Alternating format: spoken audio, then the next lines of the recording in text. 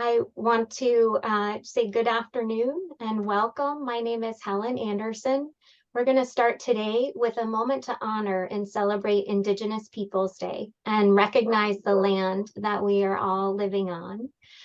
We live in Manatee and Sarasota mostly, I think, but I think there's actually a few people calling in from many different places.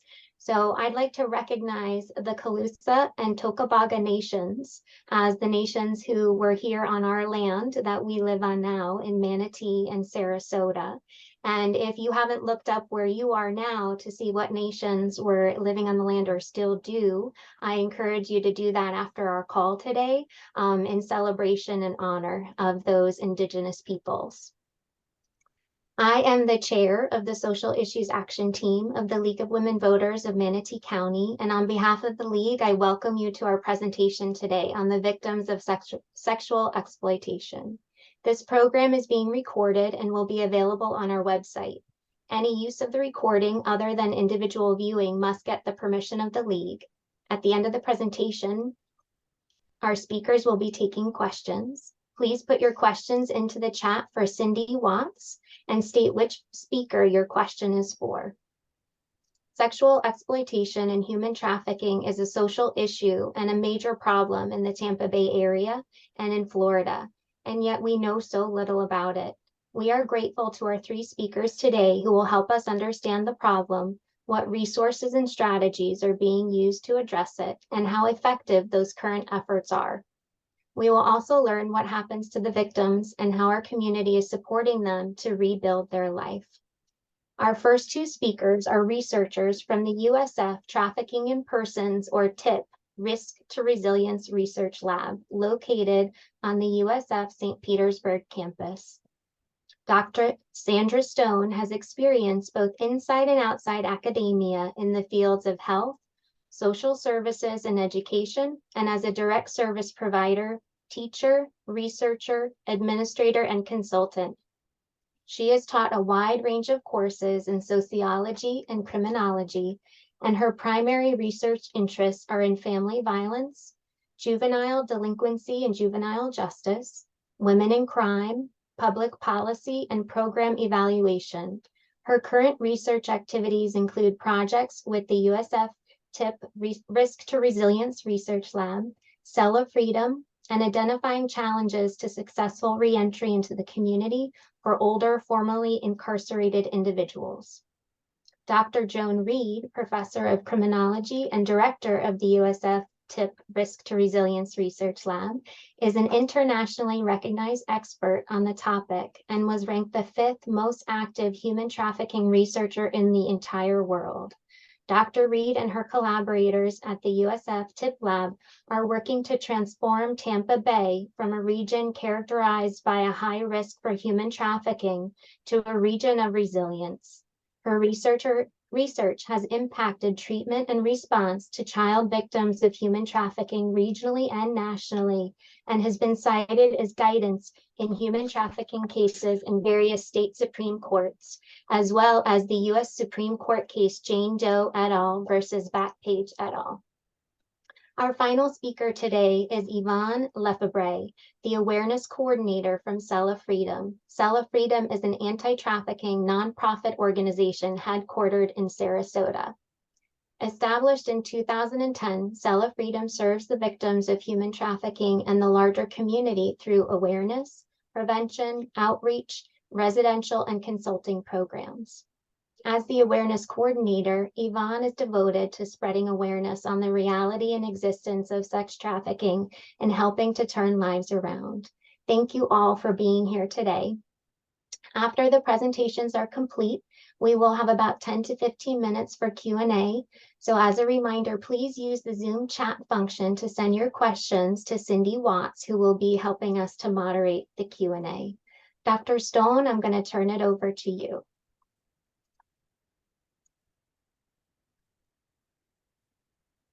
Well, thank you very much. And I'd like to thank the League of Women Voters of Manatee County for the invitation. And I think I can say on behalf of the other presenters and myself, we really appreciate your interest in this topic. And we hope that you will find our presentations educational and beneficial. So next. Let's start off just talking about a definition of human trafficking so we're all on the same page here. The United States definition of human trafficking includes the recruitment, harboring, transportation, provision, or obtaining of a person for labor or services through the use of force, fraud, or coercion for the purpose of subjecting that person to involuntary servitude, peonage, debt, bondage, or slavery. I want to just bring your attention to the words force, fraud, or coercion, because this is really important to remember when we're talking about human trafficking. This is the legal definition, and they have to prove force, fraud, or coercion in order to make a legal case against someone for human trafficking. They may charge them with other things, but for it to be a human trafficking charge, there has to be force, fraud, or coercion. Next. So Florida, this is just the Florida definition of human trafficking. And as you see, it's pretty much the same, has the same kind of language. And again, you'll see the reference to force, fraud, and coercion. So just to make the point that the state definition is in line with the federal definition. Okay, next. So what are we talking about when we talk about human trafficking? What do we really know about this problem? And actually, we don't know precisely the extent of this problem. The best estimates we have kind of right now from a global perspective come from the International Labor Organization. And their estimates are that about 49.6 million people across the world are involved in some kind of human slavery. Including in those are about 27.6 in forced labor and 27.6 million and 22 million in forced marriage. Of the ones that are in the forced labor, the 27.6 million, about 6.3 million are in forced commercial sexual exploitation. And of those 6.3 million in forced commercial sexual exploitation, about 4.9 million or 78% are women and girls. And of the 27.6 million in some kind of forced labor, about 12% of those are children, with over half of them in forced commercial sexual exploitation. So globally, the estimate is that there's over 1.5 million children that are involved in sexual exploitation. Next. So what do we know more closer to home? In the United States, we really don't have a centralized data collection mechanism in the United States. So when we talk about human trafficking, people have different pieces of the puzzle. Some people have a law enforcement piece, and practitioners, clinicians have a victim piece. We really don't have a comprehensive data collection system in the country right now. So all of these are estimates, and they come from different places. What we refer to a lot is the National Human Trafficking Hotline, where people can call in and report what they perceive as instances of some kind of human trafficking. This includes labor trafficking as well as sex trafficking. The latest reports from the Human Trafficking Hotline come from 2021, and they logged in over 51,000 substantive phone calls, text, web chats, emails, online tips about human trafficking, narrowing down some of the duplications that they could. They estimate they had about 10,359 different situations that involved about 16,554 victims. 65% of those involved sex trafficking, and another 4% were sex and labor trafficking together. Florida, according to the calls and emails and other tips that come into the human trafficking hotline, Florida is the third largest number of substantive contacts, only behind California and Texas. And in that same year, 2021, they documented 781 cases from Florida involving about 1,253 victims, and about 74% of those cases were sex trafficking. About 79% were adults, and about 84 were females. Next. So this is just a heat map of the United States, and it just shows you from the National Human Trafficking Hotline where calls and tips are coming from. So you'll see down there on the bottom, there's Florida lit up like a red light, along with some of the other hot spots. So next, what makes Florida such a hot spot? There are some things about the state that make it very attractive for human trafficking. One is that it's very accessible. So we have major highways, we have major ports, we have major airports. So it's easy to get people in and out of the state. The other or another is that there are lots of attractions here that draw people to Florida. So we have a lot of major league sports, we have Disney, we have a lot of other amusement parks, people come to the beach, there are cruises. It's a top recreation vacation destination. Unfortunately, human trafficking is like it's a market. People are commodities, and if you're trying to sell your commodity, you want to go somewhere where there are a lot of people with a lot of money. Back. Okay, thanks. So there are a lot of opportunities here to sell people, unfortunately. Another is that it's anonymous because there are so many people that come in and out of the state every day. It's very crowded. There's a lot of transition, a lot of movement. It's very easy to move people without drawing a lot of attention to what you're doing. It's just another people on a plane, on a bus, in an amusement park, whatever. And in terms of recruiting victims, it's alluring because the weather is nice. There are lots of unskilled labor opportunities here in some of the mostly service and construction and agriculture industries. So there's a big draw for unskilled workers.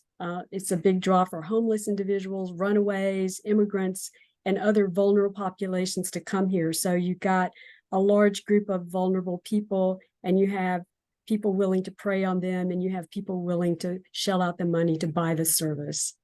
So next slide. But what do we know about what happens? What are we talking about when we talk about human trafficking? Again, a lot of the information that we have comes from various sources, but I'll pull some things from the National Human Trafficking Hotline just to give you an idea sort of around the country what's happening. Next slide. So types of human trafficking, these are the top ones. There are lots of other ways, but the top ones that come up from the Human Trafficking Hotline nationally are escort services, pornography, illicit massage, health and beauty salons, residential-based commercial sex, and personal sexual servitude. The same things are also common in Florida, as you'll see. Florida also has motel-based is a top type of trafficking in Florida, as well as online ads, and then unknown venue because you don't know where they're actually meeting up once there's some connection made online.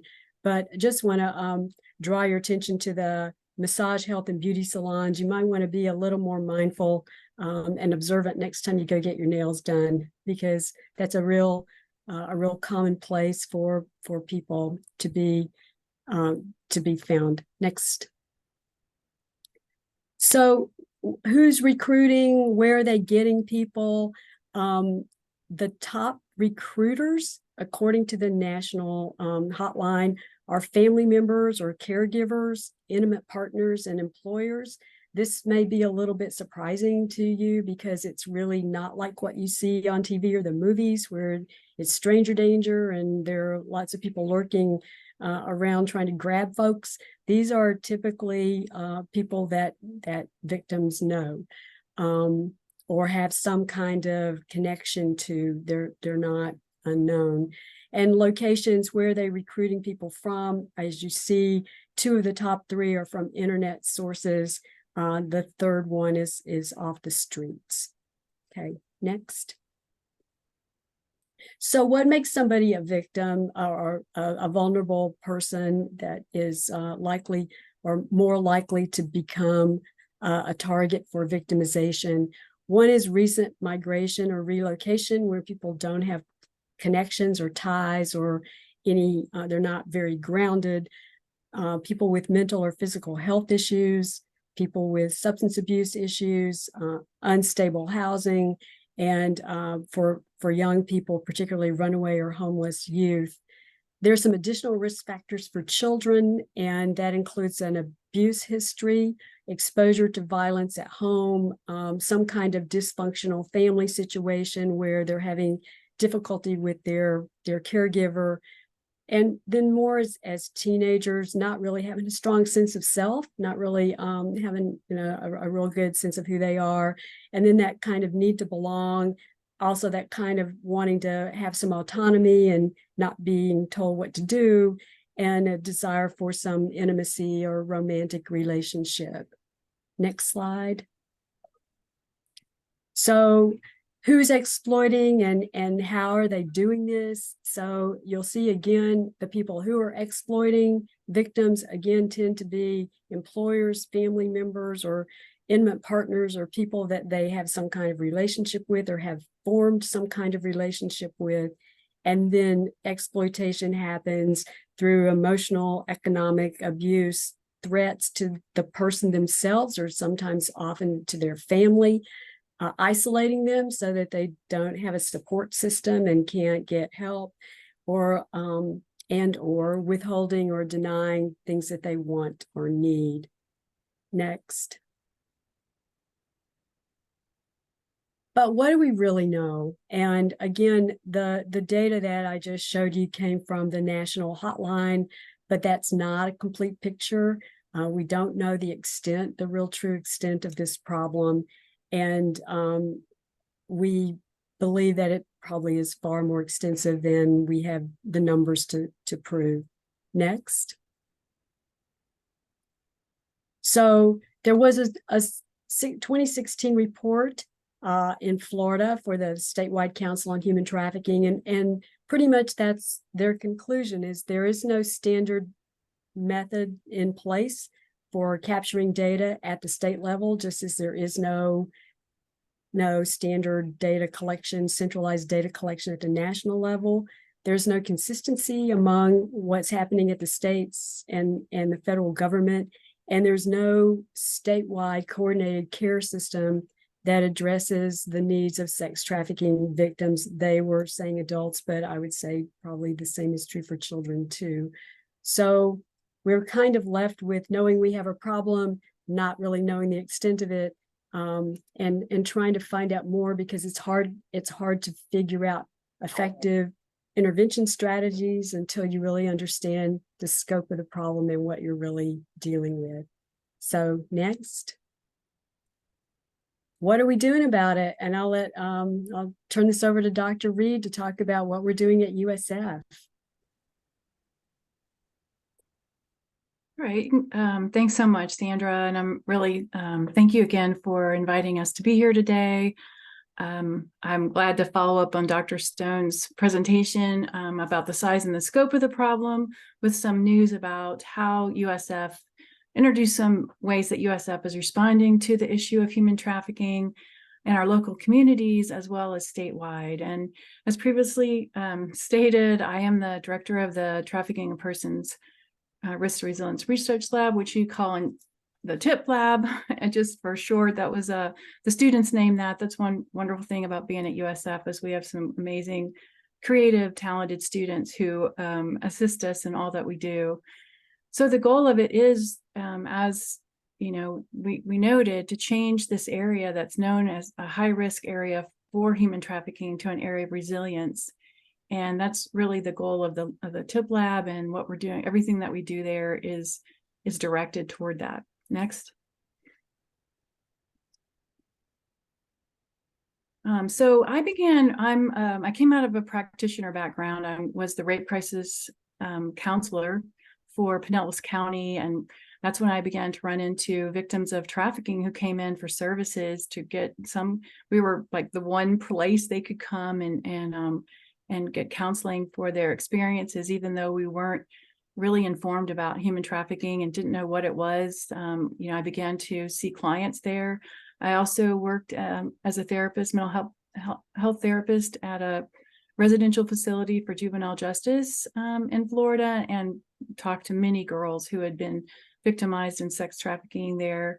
Again, that was kind of when we even knew the term, even used that term of domestic minor sex trafficking. It wasn't even a term that we understood what it was at that time, but kind of those experiences pulled me into a desire to complete my PhD and learn how to be a researcher so I could answer some of these questions. And I began researching human trafficking in the state of Florida in 2007.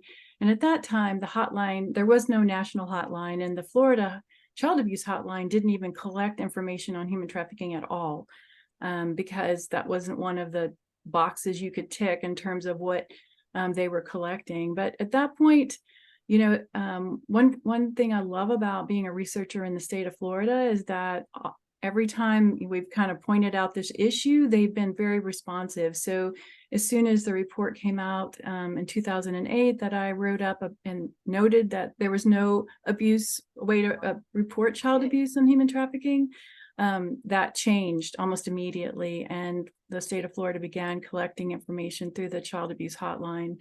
And that's been a repeated pattern that I found in terms of my research, or the research of the TIP lab. As soon as we point out a problem, the Florida legislators and policymakers are very responsive to the issue of human trafficking. And I think that's one reason why Florida is considered, although the problem is really high in Florida, we're also considered a national leader in responding to human trafficking. But despite all of these efforts, we still have so many unanswered questions about the victims, the perpetrators, the causes, solutions, and we really have a problem with good, accurate, comprehensive data.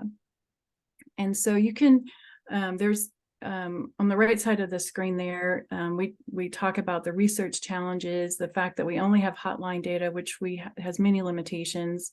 There's various sources of data, as Dr. Stone mentioned. We have arrest data and we have reporting data, but it's all siloed in separate locations, and there's really no statewide repository for human trafficking that can kind of guide the state progress. There's also a lot of missing or hidden data. We talk about that a lot in criminology. We call it the dark figure of crime. So it's people that are being trafficked that we never hear from, that don't reach out for services, that don't report to law enforcement. And that's, I think, as Dr. Stone mentioned, I think we're only seeing the tip of the iceberg in terms of the problem, because there's so many people who are being exploited that are never reaching out for services, so we don't know about them. So next. I just wanted to add one thing to, people often ask what I loved, what Dr. Stone shared about why Florida. So I just want to kind of build on that a little bit more. It's something I'm always asked every time I talk about human trafficking, is why is it happening and how is it happening in our state? And, this is just an example, again, of some different source of data. Since 2015, the Department of Children and Families have investigated over 14,000 child trafficking cases in Florida. So you just have to, so that's a little higher bar than the hotline reports, because at that point, someone's they've gotten enough information to actually investigate it, right? So it's actually it's a little bit higher bar than just it was a hotline call. It's a little more concerning, thinking of how many children are being trafficked in our state. And so the last data that we have is from 2021-2022 fiscal year, where there was 1,876 reports of child trafficking in Florida. And these are the top 5 areas. They're all very high. It goes on. There's other counties with over 100 cases, but you can see that Central Florida has always been a region of risk for human trafficking, particularly child trafficking. Next. When people ask me, why is Florida such a problem? And one thing I always like to mention is there's a high number of sex tourists that come into our state and come into our region. Wallet Hub puts out research on cities. They include 180 U.S. cities and all kind of different reports, and they put one out once a year that is called the most sinful cities in America, and it's on 37 key indicators of indicators from violent crime to excessive drinking to adult entertainment establishments per capita. And Tampa has always been ranked in the top and is number one since I've seen this come out. And this past report, we were tied with, along with Las Vegas, Portland, Atlanta, for having the most adult entertainment establishments per capita. And all of these regions that, are that in that top area are known for human trafficking. So it's just one more risk that we bring that is common in our area, that increases the vulnerability to young people in our area. Next. So in 2020, after I'd been researching human trafficking in our area for almost 15 years, I looked across the 3 campuses at USF and saw that there was people doing great research on human trafficking across the 3 campuses, but we were all kind of isolated. And I decided if we could pull together and kind of create a team of researchers, we could be more effective and respond better to the need in the state of Florida, and create some synergy and do even better research. And USF agreed and provided the funds that we needed to open a research lab, and with 3 goals. Can you go ahead and click again? Yeah. So one of them is knowledge building. So there's a lot of unanswered questions about human trafficking. And that's our primary goal, is to address the knowledge gaps that continue to exist and impede advances in human trafficking prevention and intervention. The next is knowledge sharing, which is to once we know this information, to share it with those who can use it. And also the last, probably due to my practitioner background, is that my goal for the lab is that it not be hidden away in the ivory tower at USF, but I want it to be engaged in the community and to be a resource for those that are on the front lines. Next.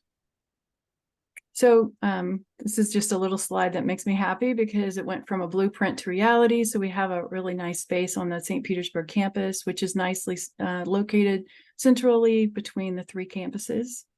Next. And so the first thing that we did when we opened the TIP lab was we did a needs assessment. And it's called different things by different people. Researchers call it a needs assessment. So we interviewed, at this point, we're up to about 500 interviews, but at the first year, we interviewed over 100 human trafficking advocates, from survivors to law enforcement to data people to people in the judicial system, everyone that we felt had a invested interest in combating human trafficking in the state. We interviewed, and we kind of did a snowball sampling where we started with my contacts from being here researching in the area and we would ask, every time, who else should we talk to? And we asked them, I think they were kind of shocked by one of the main questions, what it was like, what do you need? And what can we as researchers do for you to really make a significant difference in combating human trafficking in our state? Next. And the interesting thing, we were weren't surprised, but it was just reinforced what we had been hearing, was that there was a need for good, accurate data. I met several times with Hillsborough County data specialist. I don't remember their particular titles, but their Office of Data. And one of the quotes that just kind of stuck with me was the manager said, I know how many trees and how tall they are, how many trees are in every lot in Hillsborough County and how tall they are, but I have no idea where human trafficking is happening in my county. And that quote just stuck with me, that, everyone was asking for more specific data. They would call it zip code data. They wanted to know where human trafficking was happening in their backyard for many reasons, mostly just to be able to intervene and to prevent that from happening. And the second thing they asked for was something I've noticed since I began involvement in responding to human trafficking in the state even earlier, was there's a kind of a issue. How are survivors to access services? There always seems to be like a lag, like a big time lag between when a survivor is found and needs services to when they can access services. And so those were the two things that came out of that needs assessment. And those are two key projects in the TIP lab. Next. So from the need for services, we have launched what is labeled Project Bright, Bridging Resource and Information Gaps in Human Trafficking. And so what it brings to our area is a vetted network of care. It provides service referrals and connections to services in almost real time. It's free to providers. It's free for access for self-referrals. And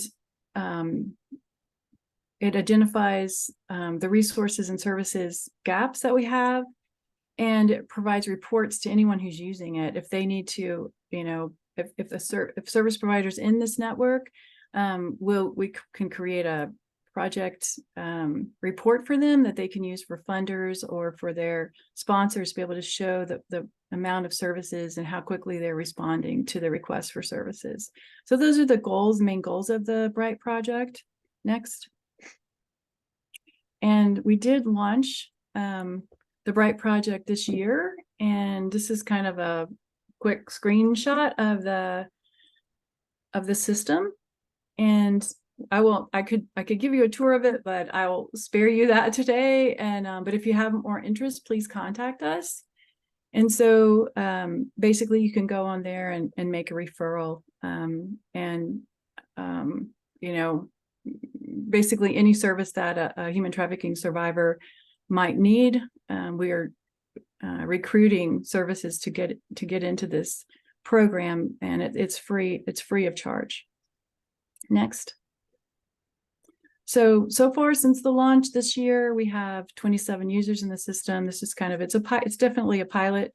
And the launch this year was funded by Hillsborough County Board of Commissioners. And so we're very grateful to them for helping us with this. And also the Mel Green Foundation gave us the initial funding for the tech that we needed to, the licensing and the tech that we needed to lease.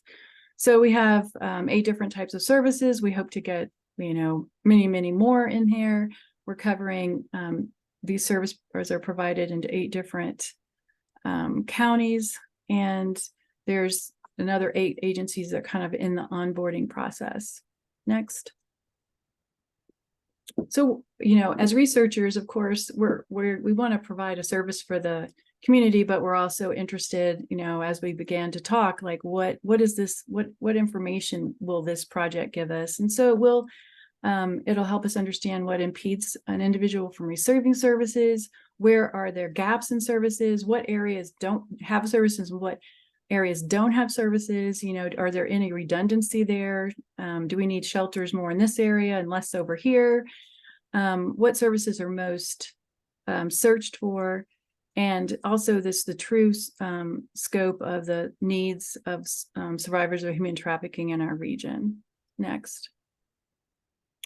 And then this is the second project that we've taken on, basically responding to that call and need for good, accurate data. So that was the second request from the field.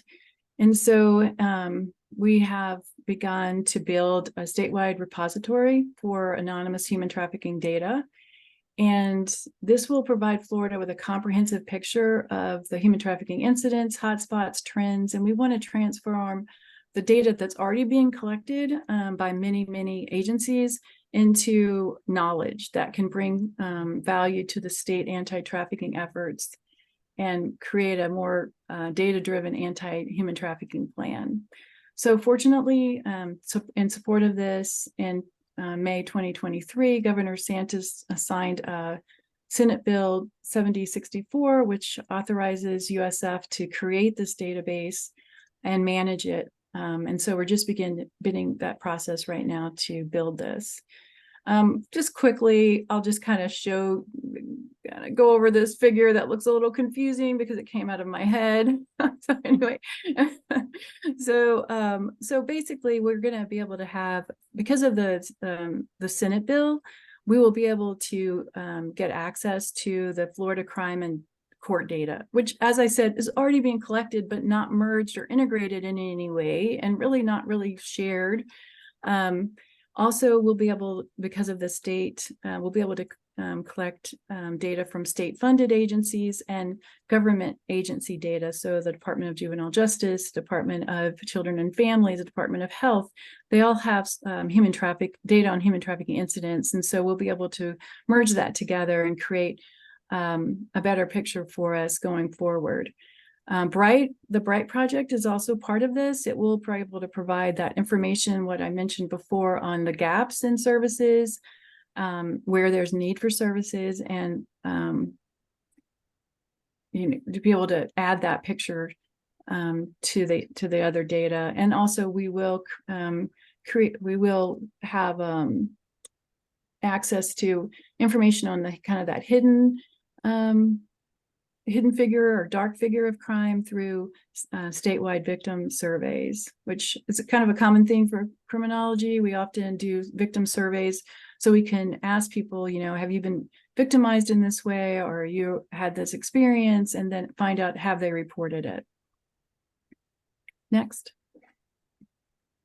So a lot of people are asking me about the bill, the statute that was passed, what's going to be reported, and who will report. And this is straight out of the bill. So we'll be, getting kind of basic information on who the offenders are, who the victims are, no personally identifiable information, but the location, the date, the time of the offense, what type of human trafficking, were there other charges, so we can find out what other crimes are being committed at the same time.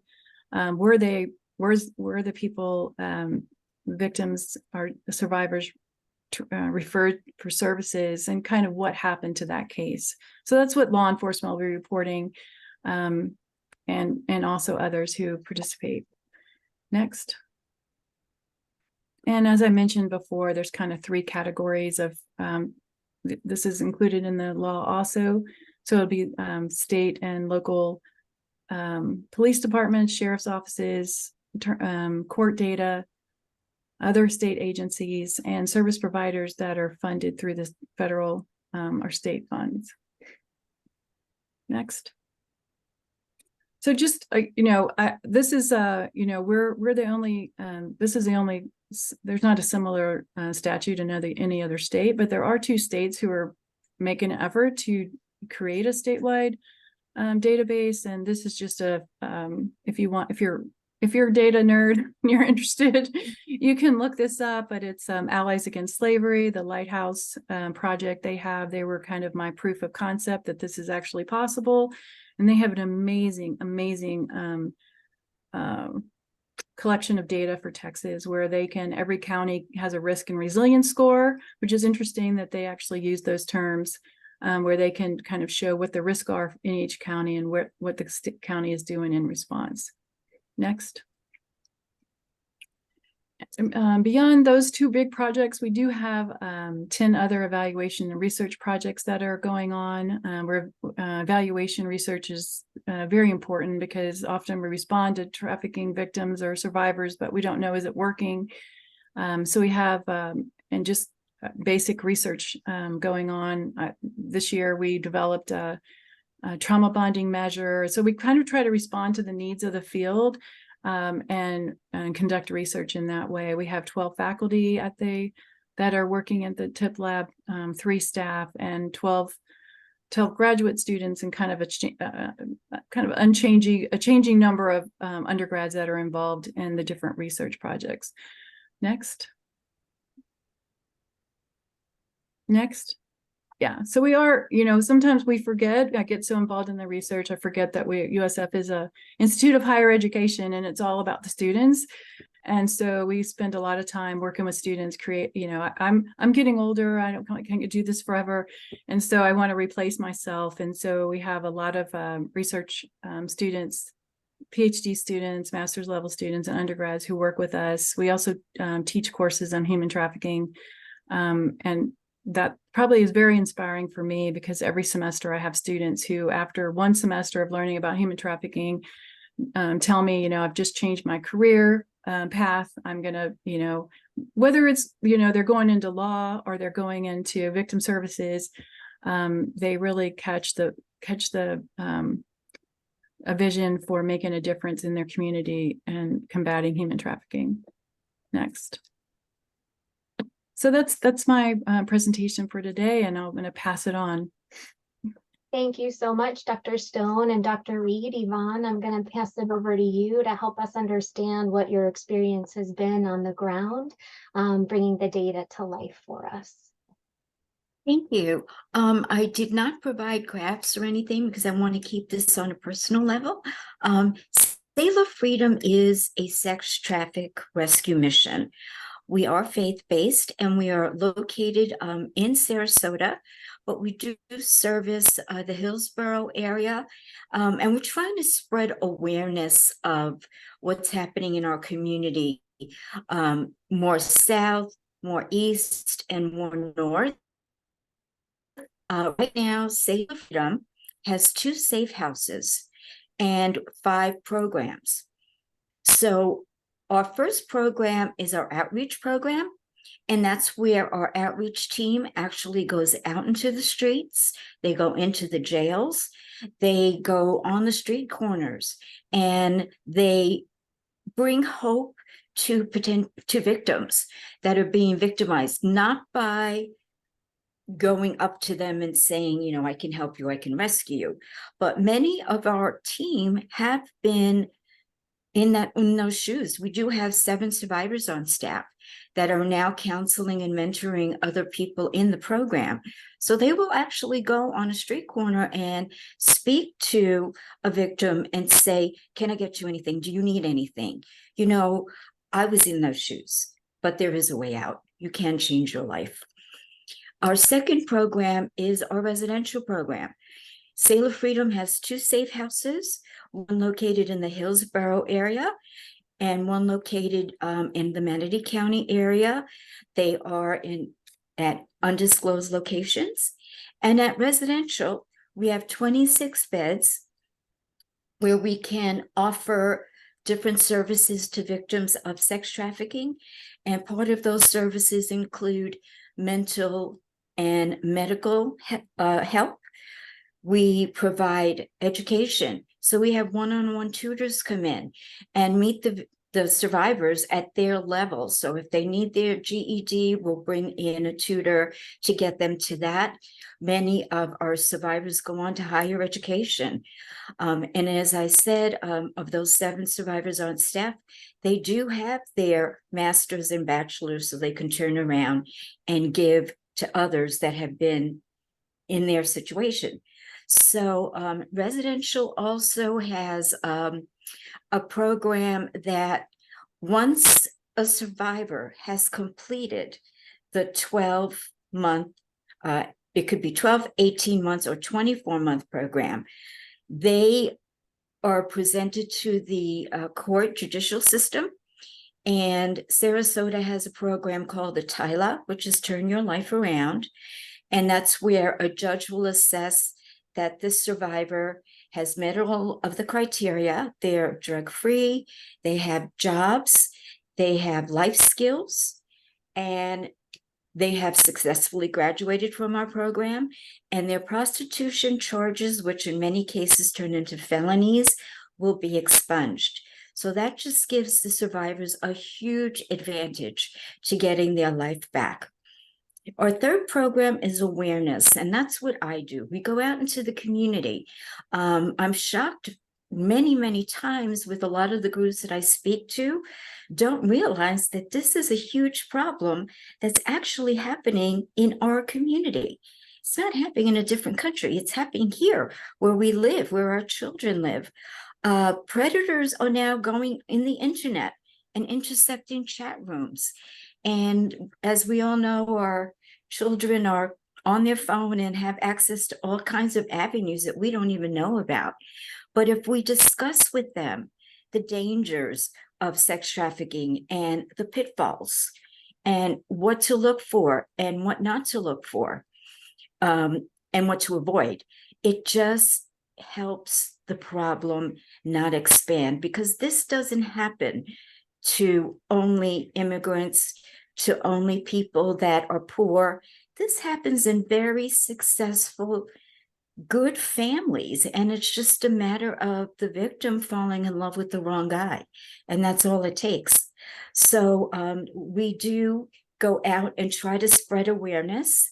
Our fourth program is prevention, and you can access our prevention videos at the Selah Freedom website. There are different videos that will teach you the verbiage to use with your children and your grandchildren on the dangers of sex trafficking. Prevention goes into the school system, and they start at the kindergarten level, and they proceed all the way up to the college level. Again, these are all age-appropriate videos that address the pitfalls and how not to make that mistake.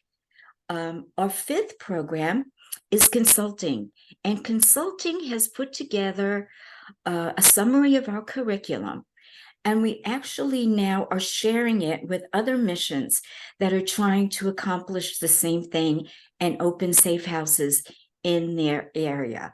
So that curriculum is available online.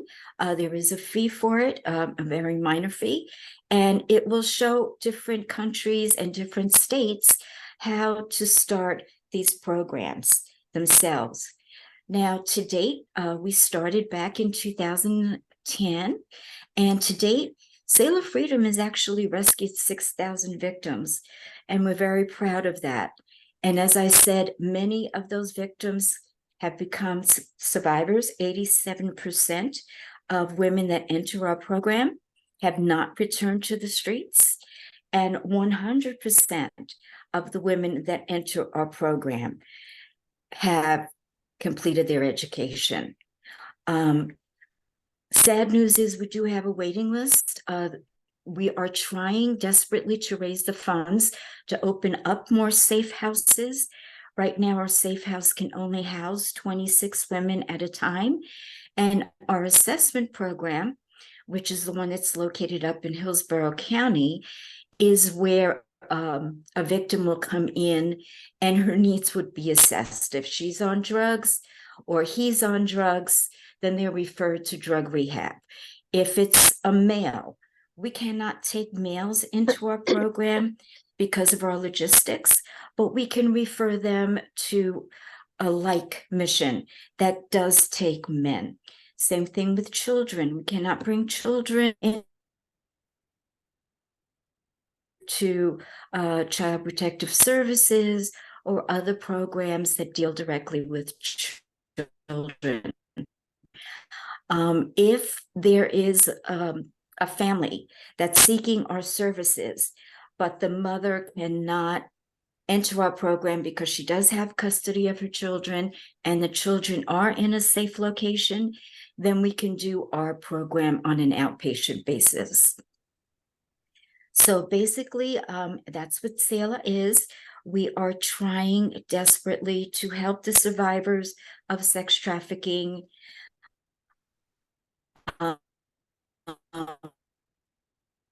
Yvonne, your video connection is a little bit choppy right now. With I am real solutions. And as I said, to date, we've been successful in. Thank you so much, Yvonne. Your video is going in and out a little bit on us. Yes, I know I'm having a problem with connection here. I apologize. No, no, don't apologize. Sometimes it helps if you want just to turn off your video and maybe we can at least still hear you.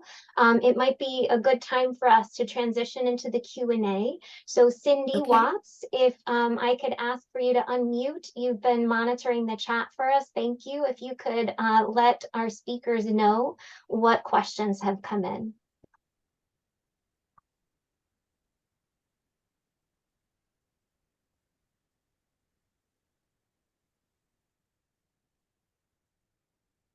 Cindy, I'm so sorry. I don't hear you yet. I don't know if you need to She's not on, she needs to unmute. unmute. Okay, there I There am. she is. Thank you, This one- Cindy. You're welcome. This one is for Sharon. It says, can she elaborate on the social media platforms being used for targeting victims? Is Facebook really the major one, or are others equally used? If yes, any new ones that us older folks may not be familiar with? It's Sandra. So those were the ones that came off the National Human Trafficking Hotline.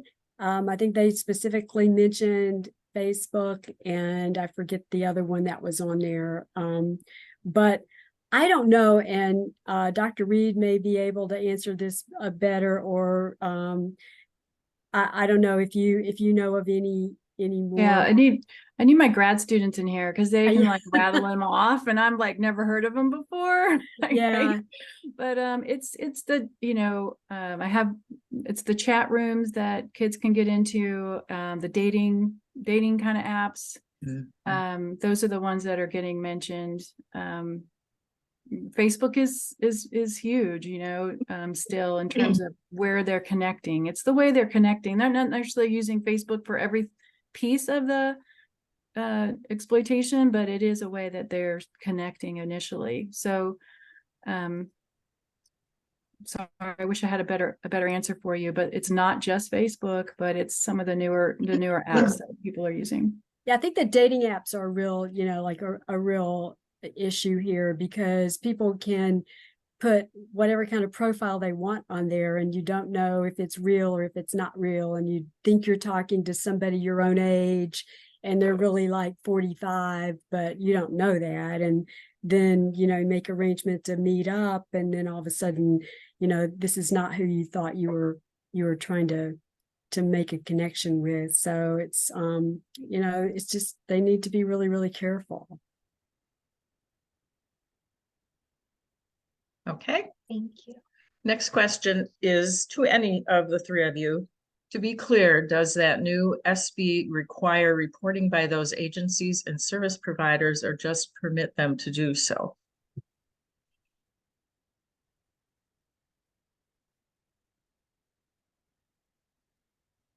You need to unmute. So if a service provider is receiving federal or state funds, it's a mandated reporting of that list of information that they have, that's in the bill. It's not part of the problem. So others have tried to do this, and I don't want to discourage anyone, but there has been some attempts in the past to do this kind of on a voluntary basis, and it's the data that comes in is there's so much missing data that you just aren't getting any good information. And so as a researcher, bad data is worse than no data.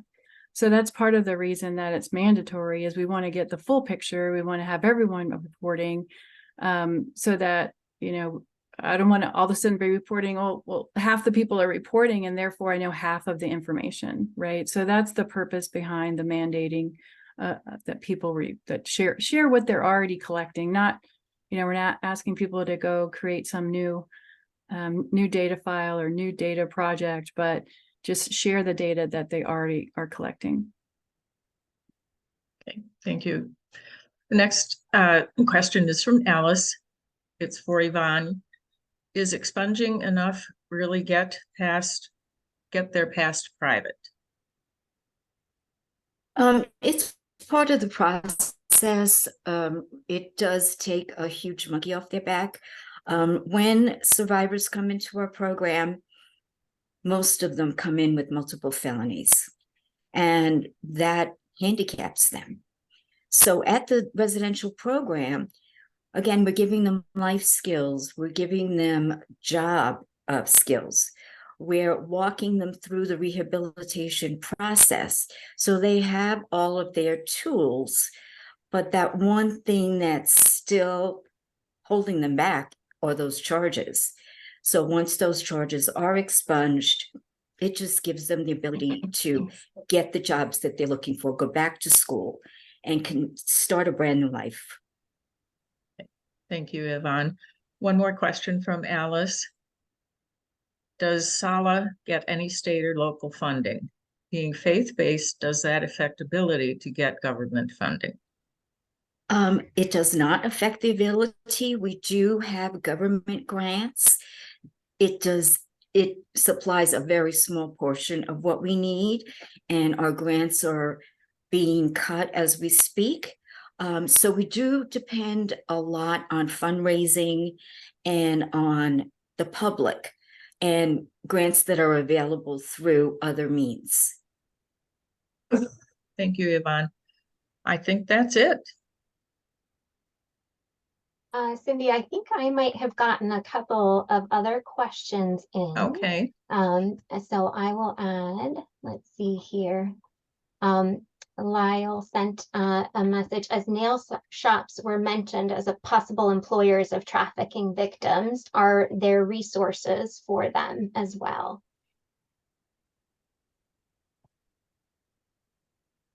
I can answer. I know that there's a mandatory, the state has legislation that where there's a mandatory like notification for possible survivors there in nail salons to try to give people someone to call if they're in trouble. I don't know that there's specific services specific to that population, but there are Selah would provide services to them if they fit, right? So the only thing I know specific to nail salons is that there's a mandatory like posting of in businesses, and it's not necessarily the businesses that are the business owner that's necessarily culpable. I mean, maybe they're just don't have any awareness, but of what's going on in their shop. What's going on at their business. I was just going to say that some, particularly if some of the victims are immigrants, and it may be a case of labor trafficking rather than sex trafficking, or it may be some combination of the two. But Gulf Coast Legal Services has been a real big service provider for helping with legal issues in this part of the state for sure. Excellent. Thank you all to all three of our speakers today for guiding us through this intense problem and identifying what is working well and what must be better in order for us to effectively address the problem of sexual exploitation and human trafficking. This was just one of our first steps in Manatee County to help raise awareness. And as this article states, I'm just going to put it in the chat, to express the call to action to our community to not look away, don't make excuses, and don't ask whether anyone chose it. Instead, let's ask who is suffering and why, who is causing the harm, and who is profiting from the multi-billion-dollar sex trade with impunity. We can look to other places and to other leaders who are guiding the way. I'd like to invite you all to join us for a follow-up to our presentation today, a conversation with Representative Galgay Rickett, whose work and leadership in Maine has set an example for listening to and protecting sex trade survivors by passing the equality model. Please click on the link in the chat box to read more about this next special event and to register. And I just want to give a special hello to Representative Galgay Rickett and thank her for joining us today so she could better understand what's happening in our region. Thank you all today, and I hope you have a wonderful